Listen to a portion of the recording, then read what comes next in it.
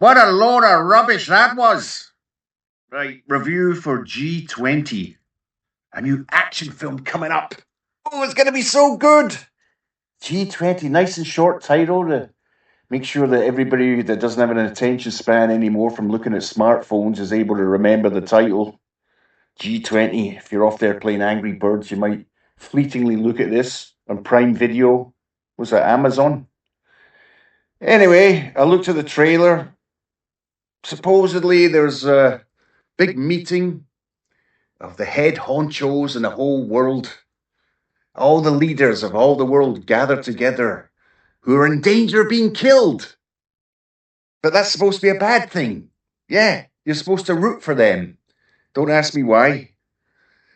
And the American president goes over there, but she's a sassy black chick who's about in her mid-90s. She wears a very beautiful scarlet gown during most of the action scenes, sort of like Deadpool in drag, I guess. And she's, I wouldn't describe her as Olympic athlete level of fitness. She's pushing 300 kilos. She looks like a lot of elbow work happening there between her and her Haagen-Dazs, but she's in there. She's ex-special ops. That's what it is, or baby seals or something. She used to club baby seals as a living, as a hobby, and she's there to kick ass because they're all there sitting together. The G20 people talking about, baby adrenochrome, how they can get their supply happening. And she's there in her scarlet gown, and guess what happens? A direct rip-off of Die Hard. That's right. Some terrorists come to attack them. But not for ideological reasons, because that's a bit dodgy right now. Let's keep it safe. Let's do it for money. Yeah, everyone understands that. Because you know where they're from? The head terrorist? He's from that well-known spawning ground of terrorism, New Zealand. And he looks like he's an ex-boy band member. You know when you have a boy band and then 20 years later they're trying to get their career back together and they look like a sort of middle-aged drunk guy that's been through a lot of rehab but with a slightly younger haircut than they should have. Well, that's what the head terrorist guy looks like. And he's also got the same accent as somebody from New Zealand who's famous apart from Frodo Baggins. I can't think of anybody.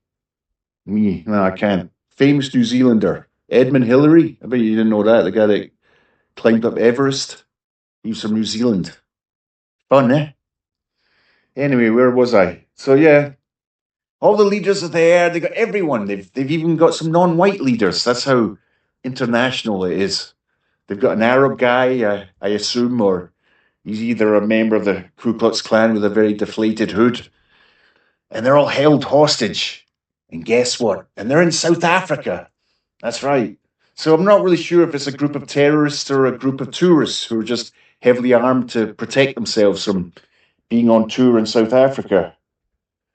Anyway, they get going and there's a big fight and she rips off her scarlet gown and she beats the shit out of them, basically, without her scarlet gown on. Nothing to, you don't, thank God, get to see too much of this rather elderly lady kicking ass. But I'm assuming she'll save the day, which is why I suggest that you don't see this film in any way whatsoever, because there's no point. And there's also a shoe joke at the end of the trailer, which was a big turn-off for me. Not for Tarantino. I'm sure that's probably been the main reason he's in there watching this film, is because there's a reference to feet.